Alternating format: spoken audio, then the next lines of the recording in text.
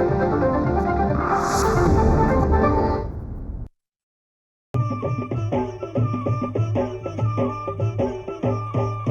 काळी आई धनधान्य देई, ही काळी आई धनधान्य देई.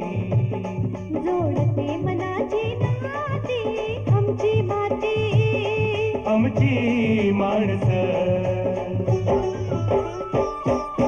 आमची माती, आमची माणसं, आमची माती, आमची माणसं, आमची माती, आमची माणसं, आमची माती, आमची माणसं.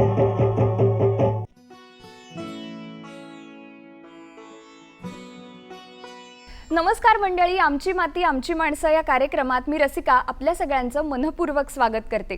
मंडळी, कमी पाण्यात, कमी जागेत आणि अल्प खर्चात चांगलं उत्पन्न मिळवून देणारा एक नवा पर्याय सध्या आपल्यासमोर उपलब्ध आहे आणि तो म्हणजे मायक्रोग्रीनची शेती. पण मायक्रोग्रीन म्हणजे नेमकं काय, त्याची लागवड कशी करायची, त्याच्यामध्ये व्यवसायाच्या कुठल्या कुठल्या संधी उपलब्ध आहेत, युवकांनी, महिलांनी, शेतकऱ्यांनी त्याच्याकडे कसं पाहावं, या सर्व विषयावर आज आपल्याला मार्गदर्शन करण्यासाठी आपल्याबरोबर उपस्थित आहेत सौ निवेदिता शेटे मॅडम. त्या पुण्याच्या नारायणगावच्या कृषी विज्ञान केंद्रात गृहविज्ञान विषय तज्ज्ञ आहेत. नमस्कार मॅडम, कार्यक्रमात आपलं खूप खूप स्वागत. धन्यवाद मॅडम. मॅडम, मायक्रोग्रीन हा अतिशय नवीन विषय आहे, तर मला कार्यक्रमाच्या सुरुवातीलाच तुमच्याकडून मायक्रोग्रीन म्हणजे नेमकं काय हे जाणून घ्यायला आवडेल. खरं तर तुम्ही जसं म्हटलात की मायक्रोग्रीन हा विषय नवीन आहे, म्हणजे आजकालच्या आपण जर धावपळीच्या युगात विचार केला तर सर्व स्तरावरील जे लोक आहेत ते आपल्या पोषणाप्रती जागरूक झालेले आहेत. म्हणजे प्रत्येकाला असं वाटतं की आपण जे खातोय ते अधिक पोषणदायी असायला हवं, त्याच्यामुळे आपण सेंद्रिय असेल अशा पिकांची सध्या मागणी खूप वाढत चालली आहे. तर अशाच गोष्टीला एक पर्याय म्हणून मायक्रोग्रीन ही संकल्पना नव्याने पुढे येते.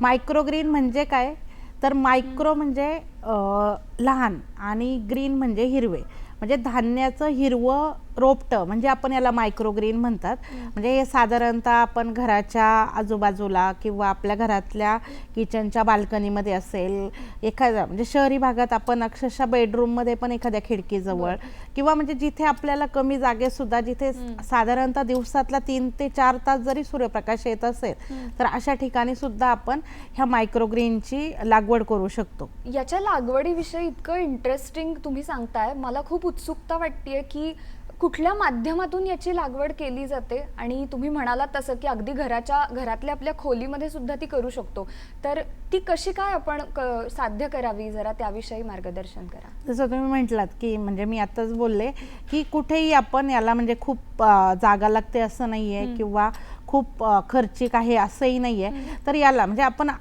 अतिशय कमी खर्चात सुद्धा याची लागवड करू शकतो. म्हणजे साधारणतः मायक्रोग्रीन्स जर आपल्याला लावायचे असतील तर साधारणतः आपल्याला काही ट्रे किंवा ग्रो बॅग किंवा आपल्याकडे घरी कुंड्या असतील, म्हणजे आपल्याकडे जे साधन उपलब्ध आहे, जे आपण बऱ्याचदा घराच्या आजूबाजूला आपण बाल्कनी गार्डन करण्यासाठी वापरतो, त्याचा सुद्धा आपण त्याच्यामध्ये वापर करू शकतो.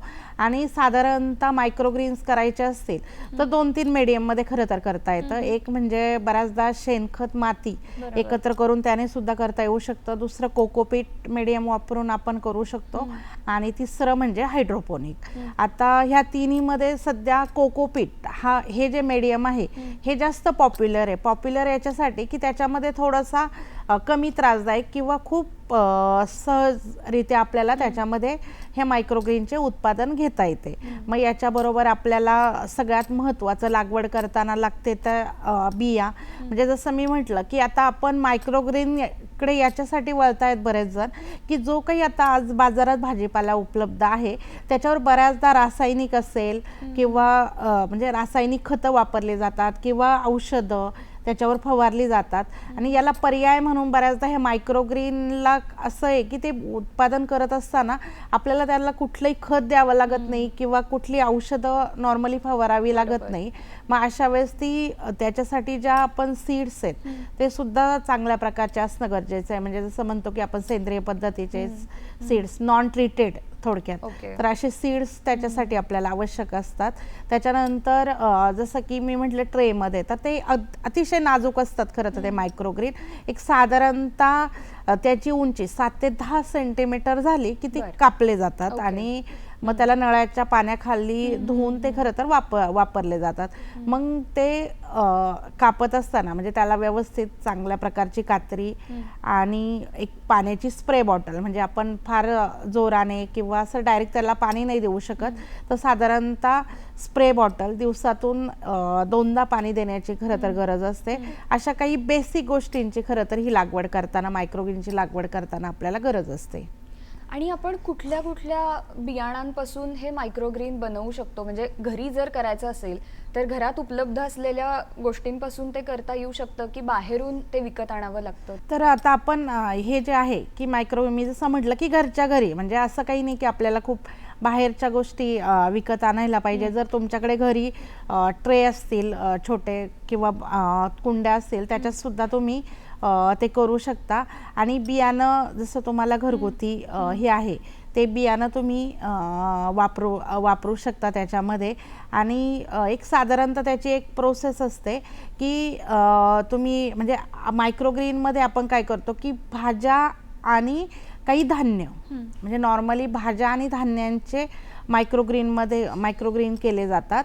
आणि मग आपल्या आवडीनुसार किंवा मार्केट काय किंवा गरजेनुसार त्याच्यानुसार आपण त्या वेगवेगळ्या भाज्या निवडू शकतो. म्हणजे भाज्या म्हटलं तर आपलं भाज्यांमध्ये आपण मेथी आहे, कोथिंबीर आहे, अशा प्रकारच्या ज्या भाज्या आहेत, वाटाणा आहे, अशा प्रकारच्या काही भाज्या म्हणजे कोबी असेल, टर्निप असेल, मुळा, त्याचबरोबर काही धान्य पिकामध्ये जर आपण गेलो तर भात किंवा गहू आहे किंवा काही मिलेटची मायक्रोग्रीन सुद्धा सध्या म्हणजे आपल्याला सगळ्यांना माहीतच असेल की बघा की आपण व्हीट ग्रास ज्यूस म्हणजे मागच्या काही याच्यात खूप पॉप्युलर झाला.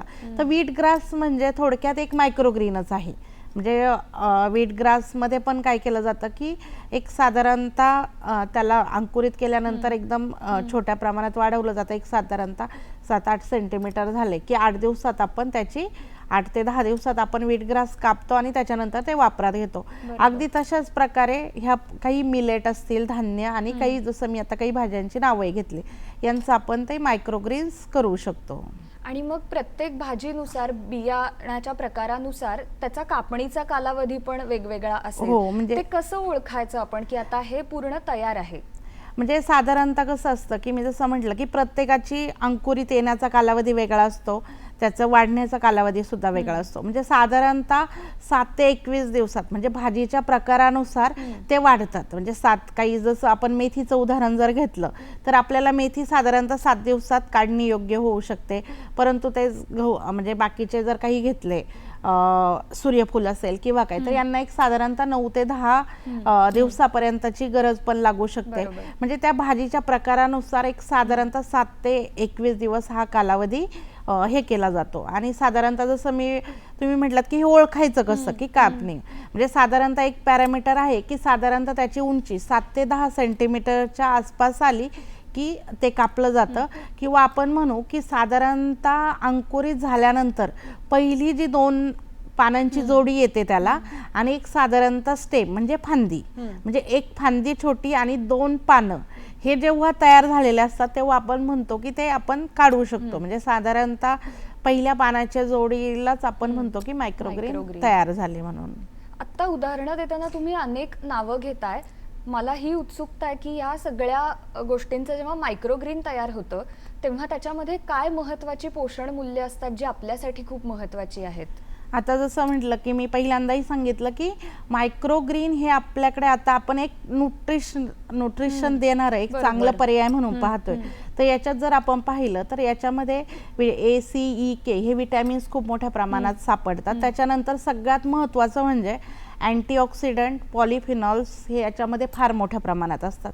आणि मोस्टली म्हणजे हे जे पॉलिफिनॉल्स, अँटीऑक्सिडंट खूप मोठ्या प्रमाणात असल्यामुळे हे मायक्रोग्रीनचा म्हणजे आपलं हृदयरोग असेल किंवा कॅन्सर असेल किंवा डायबिटीज असेल, अशा वेगवेगळ्या रोगांमध्ये सुद्धा त्याच्यामध्ये फ्लेवोनाइड्स, पॉलिफिनॉल्स हे सगळे जास्त असल्यामुळे खूप चांगला त्याचा उपयोग ह्या रोगाचे जे लोक आहेत यांच्यासाठी होतो. आणि सगळ्यात महत्त्वाचं म्हणजे ह्या मायक्रोग्रीन्समध्ये वेगवेगळे फ्लेवर, म्हणजे फ्लेवरने खूप ते हे असतं, फ्लेवरफुल असतात.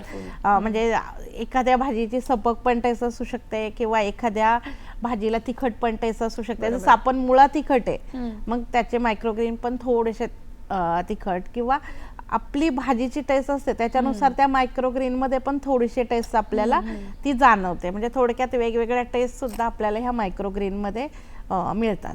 आमची माती आमची माणसं. व्यवसायाच्या दृष्टिकोनातून जेव्हा मायक्रोग्रीनची लागवड करायची असते तेव्हा त्याच्यासाठी काय प्रकारची गुंतवणूक आवश्यक आहे आणि साधारण ती किती असते?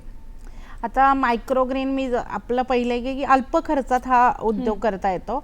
आणि अल्प खर्चात म्हणजे तुम्ही अगदी 2-3 हजाराच्या इन्व्हेस्टमेंट पासून तर 1 लाख पर्यंतच्या इन्व्हेस्ट, म्हणजे तुम्ही किती प्रकार, किंवा एक छोटा छोटा करत पण साधारणतः लघु म्हटलं तर एक तुम्ही 2 ते 10 हजारापर्यंत इन्व्हेस्टमेंट करून, किंवा मध्यम म्हटलं तर 10 ते 50 हजार, आणि 1 लाखाच्या किंवा 50,000 ते लाखाच्या दरम्यान तुम्ही मोठ्या प्रमाणाचा व्यवसाय सुद्धा याच्यातून करू शकता. आणि जसं म्हटलं की तुम्ही शहरी भागात सुद्धा म्हणजे तुमच्याकडे बेडरूम मध्ये पण याच्यासाठी मार्केटमध्ये असे वेगवेगळे स्टँड पण आलेले आहेत. आणि जिथे लाईट नाही, म्हणजे जिथे सनलाईट येत नाही, सूर्यप्रकाश येत नाही, अशासाठी काही ग्रो लाईट सुद्धा मार्केटमध्ये आलेले आहेत. खास हे मायक्रोग्रीन चा सेटअप जे तयार करतात, म्हणजे एक साधारणतः 11,000पासून याचे बेसिक सेटअप मिळतात. म्हणजे आता बऱ्याच कंपन्या असं म्हणतात की त्यांचा जो 11,000चा सेटअप आहे त्याच्यातून एखादं कुटुंब, म्हणजे एक साधारणतः फक्त 3 फूट लांब आणि एक 5 फुटाची उंची, याच्यामध्ये एक 5 वेगवेगळे शेल्फ केलेले जातात. त्याच्यासाठी त्याच्यामध्ये एक 8-9 ट्रे, आणि ते 8 ट्रेमध्ये जर महिनाभर सलग उत्पादन घेतलं तर तेवढ्या कमी इन्व्हेस्टमेंटमध्ये तुम्ही 3 लाखापर्यंत सुद्धा कमाई करू शकता. असे म्हणजे मार्केट जर तुम्ही प्रॉपर पाहिलं आणि हे केलं तर, म्हणजे एवढ्या कमी जागेत, शिवाय जिथे सनलाईटचा प्रॉब्लेम आहे तिथे त्याच्यासाठी वेगवेगळ्या ग्रो लाईटचं सुद्धा पर्याय अशा सेटअपमधून आजकाल दिला जातोय. म्हणजे व्यवसाय म्हणून जर आपल्याला पाहायचं असेल तर असे अनेक पर्याय याच्यासाठी आज म्हणजे मार्केटमध्ये उपलब्ध झालेले आहेत.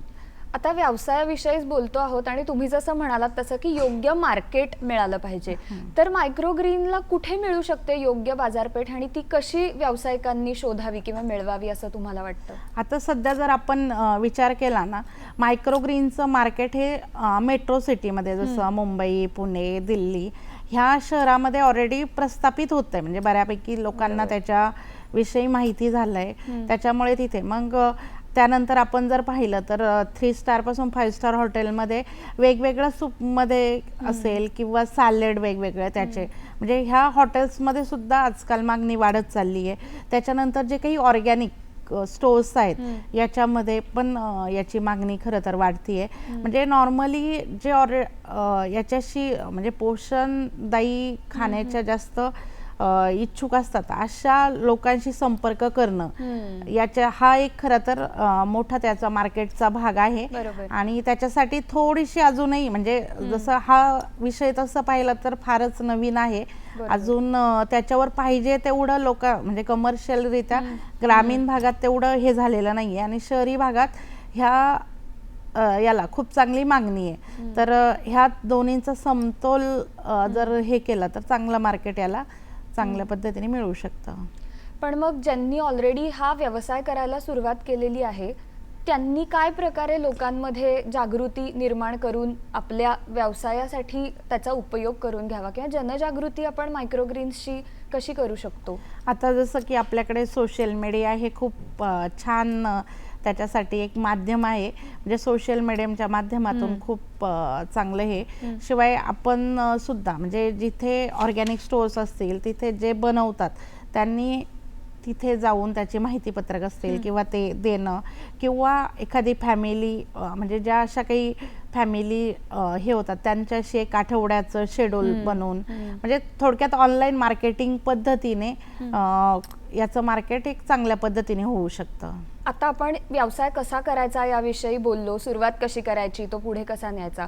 पण व्यवसाय म्हटलं की अडचणी आल्या, आणि मायक्रोग्रीन हा तर अतिशय नवीन विषय आहे, त्याच्याविषयी काही जनजागृती किंवा माहिती नाहीये. तर यामध्ये कुठल्या अडचणी येऊ शकतात आणि त्या आल्यावर मग काय मार्ग काढावेत याविषयी आम्हाला मार्गदर्शन करायला. हां, जसं म्हणजे मायक्रोग्रीन आपण म्हटलं की खूप कमी खर्चात होतो, ह्या सगळ्या गोष्टी आहेत. पण सगळ्यात महत्त्वाची म्हणजे जरी खूप सोपं असलं तरी पण त्याच्यातला एक महत्त्वाचा प्रॉब्लेम म्हणजे जर तुम्हाला आर्द्रता, तापमान जर मेंटेन करता आलं नाही तर बऱ्याचदा त्याच्यामध्ये फंगस असेल किंवा ते खराब होणं, चिकट होणं ह्या गोष्टीची अडचण येते.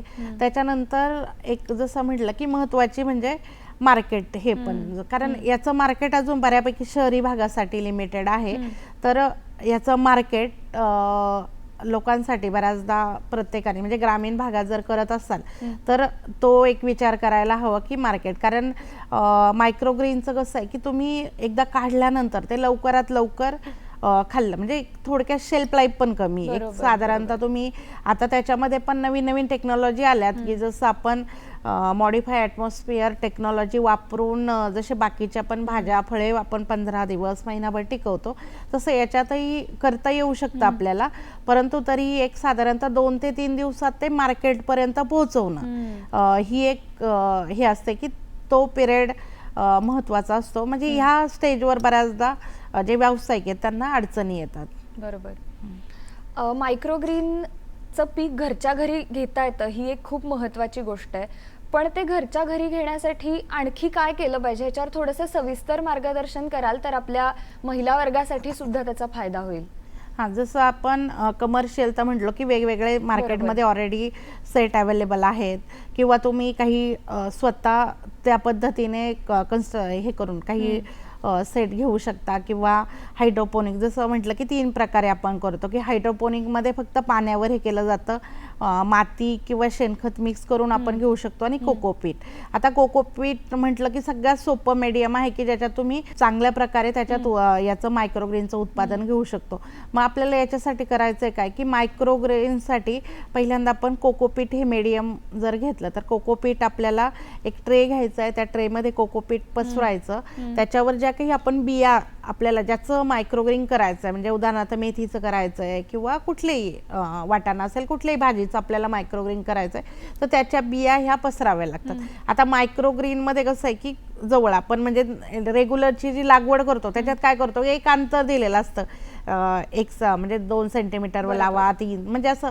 तर याला कसं आहे की याचे बऱ्यापैकी जवळ म्हणजे बऱ्यापैकी दाट आपल्याला बियाणं पसरावं लागतं, एकावर एक येणार नाही याची काळजी घ्यावी लागते. आणि एक साधारणतः चांगल्या पद्धतीने ते पसरवायचं, त्याच्यावर परत त्याच्यावर थोडासा कोकोपीटचा थर द्यायचा आणि याला काय करावं लागतं की एक दिवस आपण झाकून ठेवायचं किंवा मग आपण ते कुठल्याही म्हणजे जर नर्सरीत करत असेल तर त्याला पिशव्यांनी झाकलं जातं किंवा घरी करत असेल तर दुसरं काही त्याच ट्रे सारखाच एखादा ट्रे त्याच्यावर आपण वरती ठेवला म्हणजे थोडक्यात अंधारासारखं जसं आपण मोड्याला घरी आपण ते बांधून ठेवतो तर तशा पद्धतीने म्हणजे मग ते झाकून ठेवलं की एक साधारणतः 1 दिवसात किंवा 2 दिवसात भाजीच्या प्रकारानुसार ते मोड येतात आणि साधारणतः प्रकारानुसारच म्हणजे 1 दिवसात मोड येणार असेल तर 1 दिवसातच ओपन करायचं आहे, 2 दिवसात मोड येणारे धान्य असेल तर 2 दिवसांनी मग ते ओपन करायचं 2 दिवसांनी म्हणजे अंकुरित तोपर्यंत झालेले असतात. आणि एकदा अंकुरित झाले की मग मात्र एक साधारणतः दिवसातून 3 ते 4 तास सूर्यप्रकाश त्याला भेटेल अशा ठिकाणी ते ठेवावं लागतं.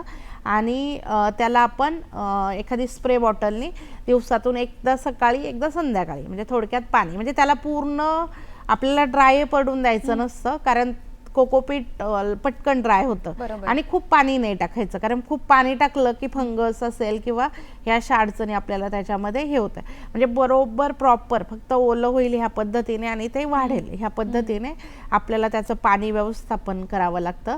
आणि मग एक साधारणतः म्हणजे असं 1-2-3 म्हणजे जसं आपण म्हटलं की मेथी एक 7 ते 8 दिवसात आपल्याला काढायला तयार होते, मग तसं तेवढे दिवस हा आपल्याला दिनक्रम हे करावा लागतो नंतर की फक्त त्याला सकाळ संध्याकाळ पाणी स्प्रे करायचं, 3-4 तास दिवसातलं ऊन मिळेल, सूर्यप्रकाश भेटेल याची काळजी घ्यायची.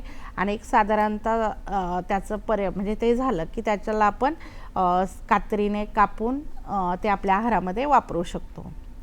आमची माती आमची माणसं. तुम्ही म्हणालात की दिल्ली, मुंबई सारख्या, पुण्यासारख्या मोठ्या मोठ्या शहरांमध्ये सध्या मागणी वाढते आहे, तर या मायक्रोग्रीनचा नक्की वापर मग कुठे केला जातो? हॉटेल्समध्ये असेल किंवा इतर कुठल्या ठिकाणी, तर ते कुठल्या खाद्यपदार्थांमध्ये आपल्याला वापरता येतं आणि घरगुती वापरासाठी सुद्धा त्याचा कसा आपण आहारात समावेश करू शकतो? आता मायक्रोग्रीन आहे ना, आपण एकतर हॉटेल्समध्ये बऱ्यापैकी सॅलड, ॲपेटायझर किंवा पिझ्झा, सूप अशा वेगवेगळ्या प्रकारांमध्ये, म्हणजे त्याच्या सॅलडच्या वेगवेगळ्या, आपण कुठलाही सॅलड केला नाही त्याच्यावर थोडंसं स्प्रिंकल, म्हणजे जशी आपण कोथिंबीर टाकतो ना आपल्या कुठल्याही भाजीवर बघा, किंवा आपण पोहे खातोय पण त्याच्यावर आपण काय करतो, कांदा, कोथिंबीर, शेव टाकतो, त्याने आपल्याला एक फ्लेवर येतो. तसं आपण ॲक्च्युली हे कुठलंही म्हणजे एक आपली जी डिश आहे त्याचं फॉर्टिफिकेशन केल्यासारखं, त्याचं न्यूट्रिशन कंटेंट वाढवल्यासारखं आपण ते त्याच्यावर स्प्रिंकल करू शकतो. हे मायक्रोग्रीन्स आहेत, म्हणजे तुम्ही एखादं त्याचं पर्टिक्युलर सेपरेट सॅलडही करू शकता, किंवा तुमचा पिझ्झा असेल त्याच्यावर टॉपिंगमध्ये तुम्ही ॲड करू शकता. बाकीचे काही जे ॲपेटायझर आपण यूज करतो त्याच्यामध्ये सुद्धा आपण हे करू शकतो. आणि शिवाय आता सध्या म्हणजे मायक्रोग्रीनची तुम्ही पावडर असेल, म्हणजे जसं आपण व्हीटग्रासची बघा की व्हीटग्रास प्रत्येकाला जरी सोपं असेल 7-8 दिवसात होतं, तर बऱ्याचदा काय होतं की ॲज अ कंझ्युमर म्हणून बऱ्याच लोकांना अडचणी असतात की ते घरी नाही करू शकत. आणि जसं म्हटलं की शेल्फ लाईफ आहे, मग ही मार्केटचे म्हणजे त्यांच्यापर्यंत ते पोहोचू शकत नाही. मग अशा लोकांसाठी ज्यांनी हे उगवलेत त्या स्टेजला ते ड्राय करून त्याची पावडर, म्हणजे जशी व्हीटग्रासची पावडर जर आपण पाहिली तर आपल्याला मार्केटमध्ये आता बऱ्यापैकी उपलब्ध आहे.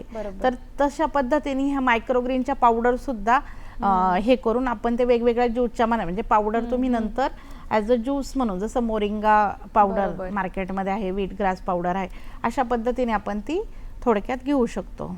मायक्रोग्रीन या विषयावरती सध्या कशा प्रकारचं संशोधन चालू आहे आणि त्याच्याबद्दलचं प्रशिक्षण शेतकऱ्यांना किंवा महिलांना दिलं जातं का, याविषयी आम्हाला माहिती ऐकायला आवडेल. नक्कीच. आता आपण मायक्रोग्रीन जसं म्हटलं की नवीन विषय आहे, आणि हा विषय म्हणजे तुम्ही जर असं सोशल मीडियावर पाहिलं तर मीडियावर आता बरेचसे याच्यामध्ये प्रशिक्षण देणाऱ्या इन्स्टिट्यूट किंवा प्रशिक्षण देणाऱ्या संस्था जे म्हणू आपण त्या झालेल्या आहेत.